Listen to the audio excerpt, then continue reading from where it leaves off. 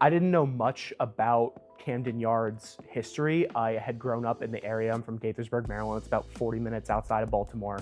Um, I had a lot of O's fans friends growing up, and a bunch of parents that I was like raised by who always told me that like Oriole Park at Camden Yards is one of the most beautiful ballparks in all of baseball.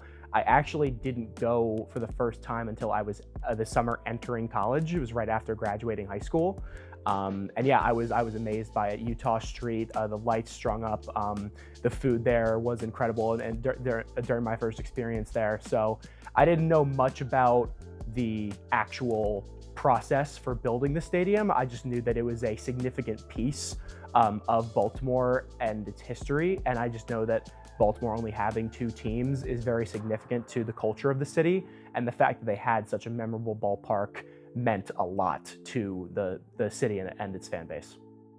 Prior to working on this project, I honestly didn't know too much other than it was a really pretty ballpark and that it did have some influence across the MLB, but I didn't understand quite the extent of its influence until I started working on this project and really how historical and how iconic it truly is.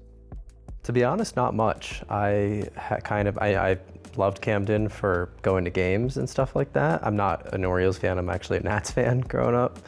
But I would say that I didn't know too much about the history, so that first tour that we went on really gave me a lot of information about how like the stadium was and the culture around it, really.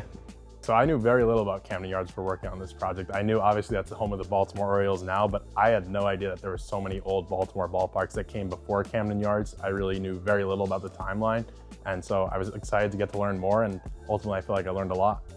So I felt like I knew a pretty good amount about Camden Yards as a lifelong Orioles fan that's been going to the games for a long time, but as the project went on, like most things in life, I learned that there's a lot still to learn, even if you think you know a lot.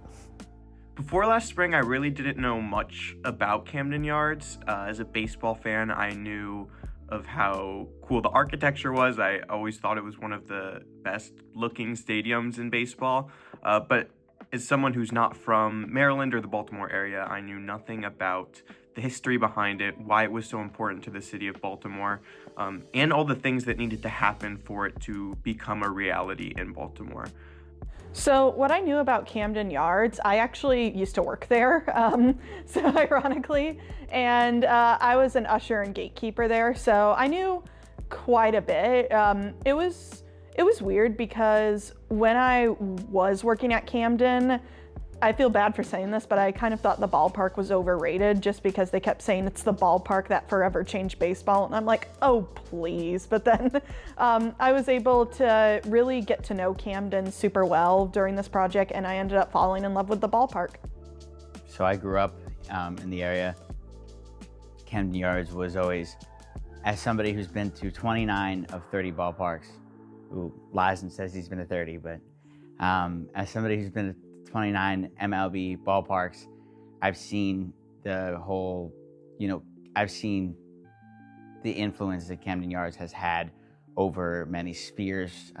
You see there's this kind of divide in ballparks built around the time that Camden Yards is built, where they go from that kind of donut spaceship, UFO, everybody floating around, to this fully centralized, embracing what baseball is, and not just that this isn't just a sport, this is a culture. When you look at the B&O Warehouse, you're not just looking at the Baltimore Orioles as a team playing baseball, you're looking at a team that, you're looking at a building that has rooted histories in Baltimore, that has you're looking at America, you're looking at working class America, you're looking at working class people who, B&O, railroads, all that kind of stuff. So they keep that in the ballpark, and then immediately you start to see ballparks incorporate things like in San Diego, for example, they have might be a brewery or something left field that they kept, that was a San Diego landmark that was there 100 years as well.